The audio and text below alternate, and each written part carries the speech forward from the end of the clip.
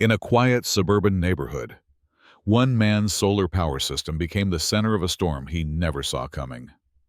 What started as a clean energy project turned into sabotage, legal battles, and a fight for control led by an HOA president obsessed with appearances. But when the lights went out, the truth lit up everything.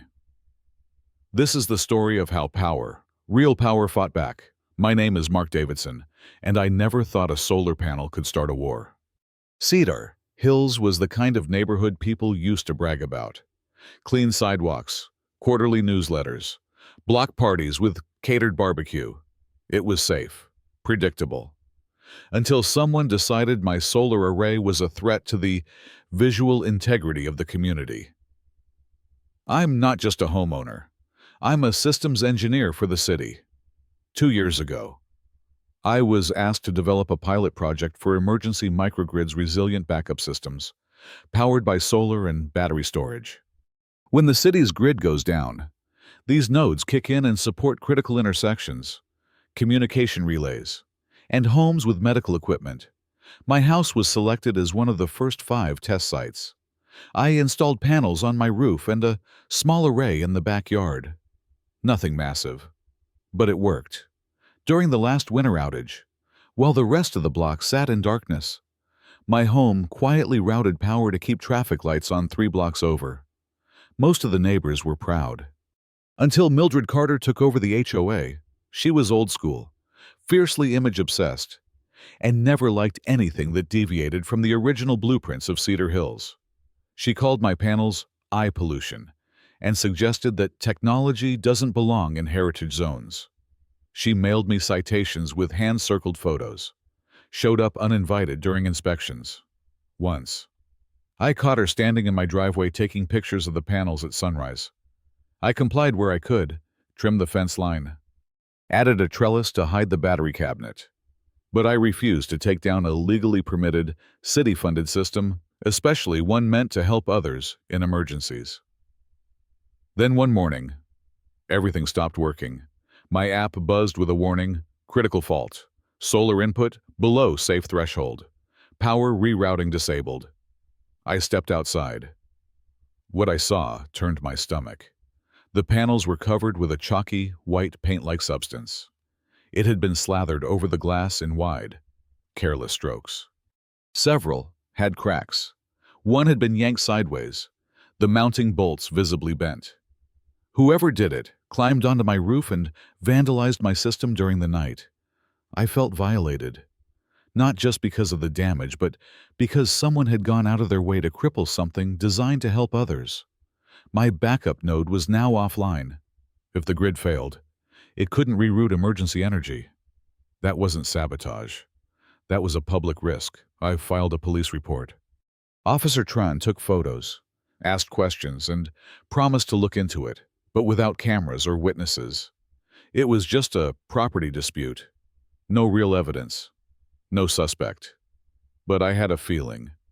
And feelings can turn into facts with the right push. 3 days later, I got it.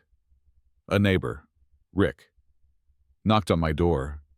He looked nervous. I wasn't going to say anything. He started. But my security cam picked up something weird at 2:17 a.m. the night your panels got trashed. He handed me a USB stick. The footage wasn't crystal clear, but it was enough. A figure in a long coat, silver hair pulled tight, dragging a ladder into my yard, climbing. Then the shine of a spray can under the moonlight. The outline was unmistakable. It was Mildred. I took the footage to the police. Officer Tran reviewed it and immediately escalated the case. Within 24 hours, Mildred was questioned and panicked. She didn't deny being on my roof. In fact, she doubled down. I was correcting a community violation. She told the officer. He refused to remove the panels. I had no choice. "Ma'am," the officer replied, "you destroyed city-owned infrastructure. You tampered with a federally backed energy grid. That's not a violation. That's a felony." The next part moved fast. The city filed charges vandalism of municipal equipment. obstruction of public infrastructure, and trespassing. The Emergency Energy Division submitted their own statement, outlining how her actions had disabled a critical node designed to support over 300 residents during outages. The community erupted. Half the neighborhood was furious she'd crossed the line. The other half, mostly the older. Longtime residents were stunned. Someone finally stood up to her. The HOA board, once terrified of Mildred, voted to suspend her indefinitely. Her allies went quiet. During the court hearing, Mildred showed up with a binder full of printed HOA bylaws and a statement claiming her actions were in line with her duty to preserve architectural harmony. But the judge wasn't impressed. "This isn't a matter of taste," he said. "You climbed onto a resident's roof at night, disabled a public safety system, and endangered your community. You don't preserve harmony with vandalism. You destroy it." She was sentenced to 18 months of probation, 200 hours of community service, and ordered to pay full restitution for the damage. The court also granted a permanent, no-contact order. But something even bigger came out of it. The city fast-tracked legislation protecting community-based, clean energy infrastructure from HOA interference. It was named the Cedar Hills Resilience Act, and my case.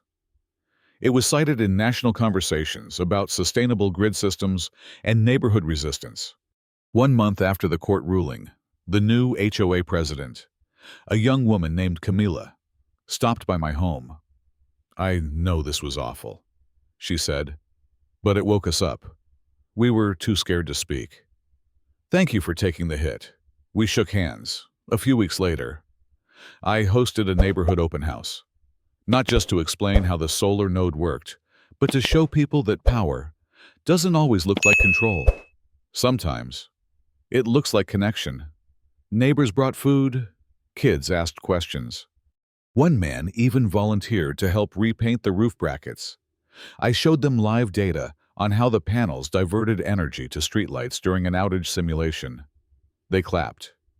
Mildred's house eventually went up for sale. It sat on the market for 6 months. Today, the panels are cleaner than ever. The emergency node is live again. And every time the sky darkens and thunder rolls in, I feel something strange. Peace. Not because I won, but because the light stayed on.